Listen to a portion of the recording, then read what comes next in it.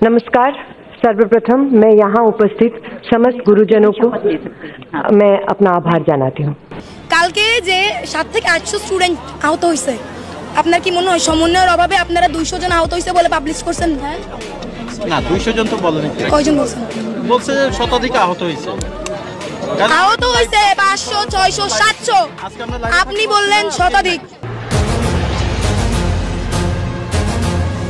এদিকে কোটা আন্দোলন নিয়ে মুখ খুললেন ওপার বাংলার জনপ্রিয় অভিনেত্রী মিমি চক্রবর্তী। বাংলাদেশ শিক্ষার্থীদের জন্য এবার ইন্ডিয়ান পার্লামেন্টের জন্য বাংলাদেশ ছাত্রছাত্রীদের উপর পুলিশ নির্মমভাবে গুলি করে হত্যা করার কথা তুলে ধরেন মিমি চক্রবর্তী। আমরা ঢাকা ভার্সিটির সামনে গেছিলাম, আমাদের করে টিয়ার গ্যাস মারছে, প্রচুর জ্বালাপোড়া করতেছে ভাই। আমাকে বলে আসছি আজকে যদি মরে যায় আমার রাষ্ট্রনীতি রাজনীতি না তুলে প্রয়োজনে শহীদ হবো, কিন্তু সংস্কার করে তবেই করে ফিরবো ইনশাআল্লাহ। আমরা নারী শিক্ষার্থীরা কেউ ঘরে বসে থাকবো না, সবাই বের হয়ে আসবে। ন্যাশনাল ঢাকা কলেজ বিশ্ববিদ্যালয় এখন এক হয়ে যাবে। মিমি বলেন, আমরা চাই আমাদের পার্শ্ববর্তী দেশ বাংলাদেশ ছাত্রদের সাথে এই সময় কলকাতার প্রেসিডেন্টের এগিয়ে আসা দরকার।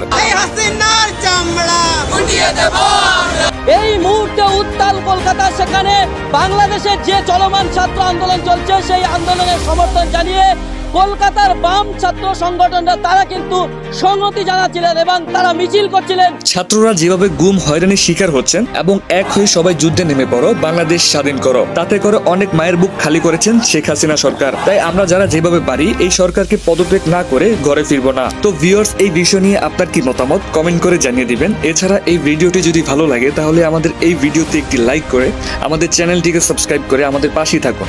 ধন্যবাদ সবাইকে।